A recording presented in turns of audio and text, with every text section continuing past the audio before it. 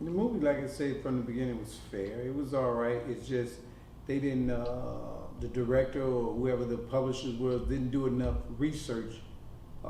Actually, how the Curry family acted or how the Curry family should have portrayed in the movie, basically.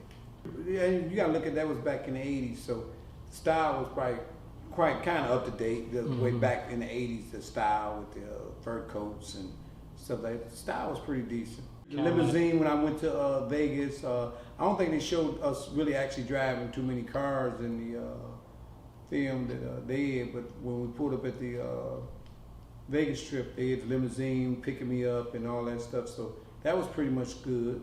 Yeah, I knew his father, Matthew, played in the father role. He played a pretty decent role in the father's. It's like when Don was telling him, hey, you ain't no different too much. Look at you, you was a drinker and how you treated mama. That's how mama left, the way he had treated, but he played a pretty decent part in the movie. All the characters played pretty decent at what they was given. Look at like, if I'm given a script or whatever to do, I'm only going after what my producers or my directors asking me to do, so I have to play that role. Now, if I could have played a more role and got a little more acknowledgement from the person that I was actually portraying, then it would have been a whole different thing, but they only could go off what they was given to them. Jonathan, I think Jonathan played a decent part. Matter of fact, he played a real decent part as far as Hollywood. You gotta look at this series as a Hollywood thing. Everybody go around saying he didn't look like you. You're not gonna find that. This is all about Hollywood. So he played a decent part. He was younger, about my age and stuff like that at that particular time. So I think he played a decent part for what they was given to him to play. You know, they only get so much. And then when I talked to him, he said the same thing. He wish he would have had the director or him or anybody would have came to me, then they would have got a different, brighter, bigger view of what the Curry family was about. I talked to him that night that they gave their premiere out in, I think it was Ontario. Canada. Canada. He called me and we had a few minutes. Matter of fact, we talked about 10 or 15 minutes over the phone through Sean Reese, the guy that did the documentary. So he talked to me. He was fair about it. He understood everything, and he was saying that he would love to meet me. And if he ever gets to Detroit, he definitely want to meet the real Johnnie Curry that he portrayed. His character was fair. His character was decent. I mean, he's played in other movies before. His character, Jonathan Majors, decent role. He played a real decent role in it. Almost like a real thing. He played a decent role. I think she was mad about the money because she had figured they did all this and she didn't get a dime, like she said. She was mad about actually they didn't pay her. So I would have been upset too, but she still should have had all that in writing or some type of lawyer that she should have had to set this all up. That would have been a lot accurate than the way she did it. She went off on the director, but the director, I don't know how they discussed it. Was it Rick or the director or Rick gave them all the information that they needed, and they didn't need her, just like they did a lot on my situation. They played like the part that they only was given to, from what they could gather from public information or from Rick, or just, the scenes of the case when you can go on Channel 4 down to the news station, library, and get stuff on us. So it's all a lot of this public information. And then you got some of the stuff that's wrong. A lot of it is wrong. When it came to the Vegas trip, that was totally wrong. The Vegas trip, I had tickets for the Vegas trip like a month in advance because I had to prepay for my limousine to pick me up at the airport. We stayed in Tropicana Hotel. I had that already paid for, everything. So I don't know the part that they played about, but like I said, it's Hollywood, so they had to do their thing. But we was into the fight. Me and my wife was we might have been third row into the fight. It wasn't but 3 rounds. It was the quickest fight I ever went to that fast. But we was actually in the fight. Yes, I was mad, as though I didn't get tickets. We had our tickets like a month, maybe 2 months in advance already. I had already prepared. Matter of fact, I flew in by myself. Rick didn't fly in with me either. Now I figured probably a few agents or somebody would have been on the plane, or if they came later, but they was there. But I didn't see Rick or Don at the fight. So when they got this part about he walked around Vegas with me. That's absolutely false there. Now, if he was there, I didn't see him. He could have been there on another case. He was, I guess, around working with him. He could have been looking for somebody else other than me, you know. So, but it was all business, and I never met him. I seen him even there at the fight. And this trip they got off about me, Big Ed hitting him with a bottle. For what? Because I guess he was portraying one of the actors in it.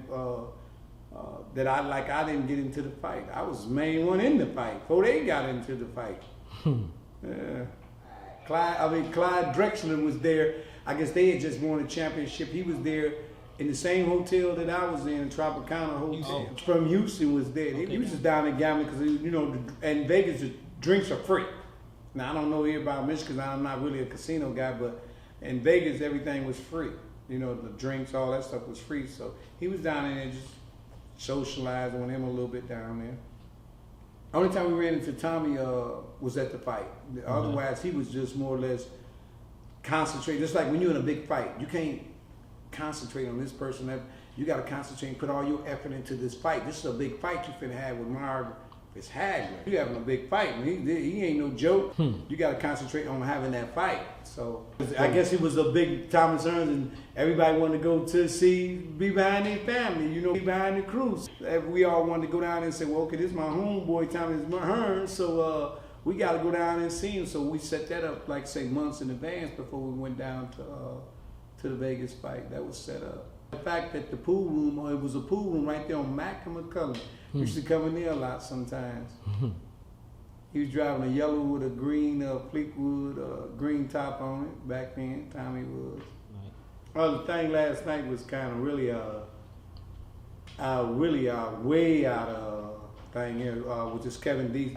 I'm not saying that he spent a lot of time, I guess, under the Worship family, and which is understandable. But wherever he was gathering, if he's a journalist, he should have dug a little deeper into. If I'm telling you something, you should dig deep into to see if it's true facts or whatever it is, especially with the situation about, they said they heard me on the phone, said, Rick, meet me over here or meet me there. That was totally false. Matter of fact, that situation came about when Rick was working on one of his customers' houses with the satellite thing that he was going on. And him and a few other fellas went back to that house that Rick was working at and broke in the house basically and got some stuff out of there. They got a gun out of there and brought the gun back to the house. And it was tussling, just playing with the gun, and the gun went off and shot Rick in the stomach. You know what I'm saying? Now, if that would have been just so that Johnnie made the call, why wouldn't the feds come in and say, y'all hear my phone stop, say, okay, well, listen, Rick, we could take Johnnie off the street for the rest of his life just on attempted murder. Y'all never questioned anybody. They never brought nobody, no charges was ever brought against them, anything. Not head him shot, but accidentally shot him. They sued his insurance company for I think it was about $25,000. That's who they sued, the guy's insurance company, and that's where they got the money from. But they didn't get a phone call from Johnnie saying, meet me over here or this and that. That was all false. So you didn't have Rick set up to be shot? No, I mean, definitely. They went in a house. One of the houses that Rick, his father was doing, went back, broke in the house and got this out, and a gun came up. And I guess they got a gun out of it, and they was tussling over gun. Just like, matter of fact, as Roy said, Roy Grissom, that was his right-hand man after I went away, said it was definitely false. It was tussling over a gun, kids over a gun, and the gun went off. Because if you could have took Johnnie down for the rest of his life, you didn't even need the drug case. You could have took me down for 40, 50 years just on attempted murder. Attempted murder carries just as much more than murder. So that was totally false there. And then the fact about him listening to me talking to Gil Hill, and at the time, I had already knew about the feds was on me. So why would I get on the phone and talk to Gil Hill in front of him? He was never really around me like that. He was mostly around my brother. I didn't get on the phone to talk to Gil and say, Gil, well, this happened and that happened. That's all totally false. So just to clarify things up there. That never happened.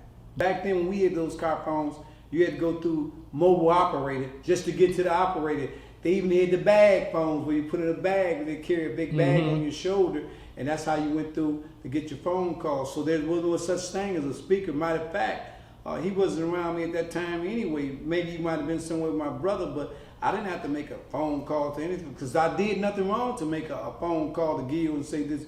Gil was just a friend of the family, of my wife's family. Real close with Juanita, Kathy's mother, real tight with Kathy. He took a liking to you. He took a liking to me. Regardless of the life that I was living, I never asked him for any favors. Nobody down at 1300 Bowie, anybody. I would go down sometimes and just want to say, well, let's have lunch, Gil. And I'd go down and we have lunch. But anything discussing anything in particular of that, in that direction about anything is totally false. Gil didn't even, he never, matter of fact, Rick never met Gil. He didn't even know Gil. Gil was more or less a professional homicide detective. That's what he was. So when he got to the part, so he heard me. Come on, now you can't even use that in court when it say I heard. If it ain't a true fact, a true thing, why didn't Kevin Deitz be able to get certain stuff? He's a journalist, so he should have been able to dig certain stuff up about Rick sued the insurance company. His daddy sued the insurance company, so they should have been able to dig this up before you just go to one man's story and listen to that side. Oh, his father.